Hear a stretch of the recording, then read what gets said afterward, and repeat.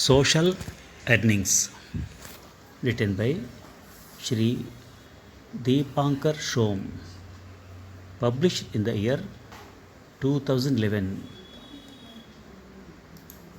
The other day, while I was standing in a long queue in a nationalized bank of the city at its cash counter, I could see an old man shivering continuously. After watching him carefully, I could guess that he might be suffering from Parkinson's.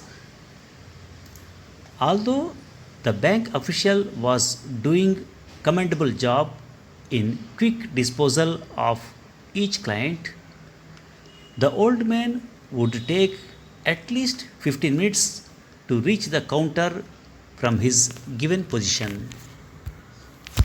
Indeed, this particular branch is always overcrowded during the first week of every month, and rushes touch the peak with the presence of pensioners.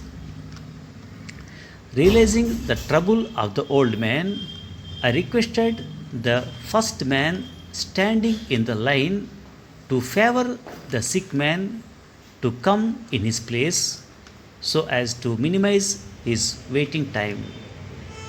But the man remained unmoved on my request and was not willing to extend the act of kindness. But finally, he agreed to allow him after some persuasion.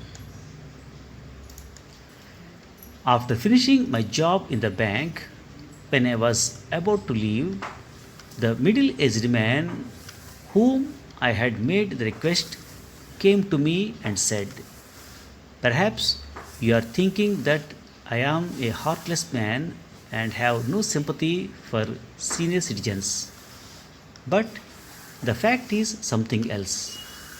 He is so and so, our ex boss, retired 15 years back.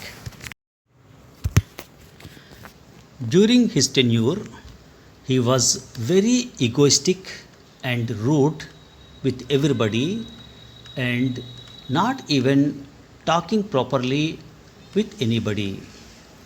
He never offered even chair to anyone to sit. He is not a right person to show any kind of sympathy." He went on telling his many bitter experiences, and the gist was that the person was a very senior officer in a government department.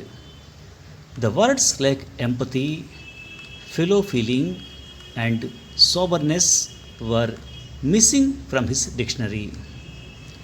His attitude not only isolated him from the society after his retirement, but after the demise of his wife, his children are also not staying with him.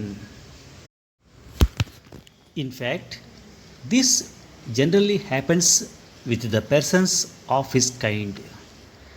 During service period, their power and position make them virtually blind, and behavioral niceties disappear from their character. The position for which they were socially recognized become a barrier for them after retirement, and finally they turn into an unwanted identity in the locality. As a matter of fact, for a smooth and hassle free life, we have to save our social savings. Like economic savings, social saving is also important. Financial planning gives us economic stability. Similarly, spiritual savings give us mental peace, whereas social earning helps us in maintaining social relationships with others.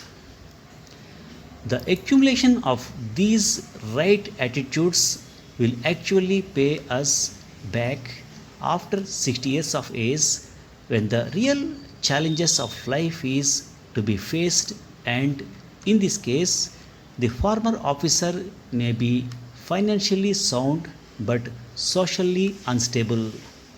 Thus one must be a bit sincere in strengthening one's social savings along with financial planning so that one can sail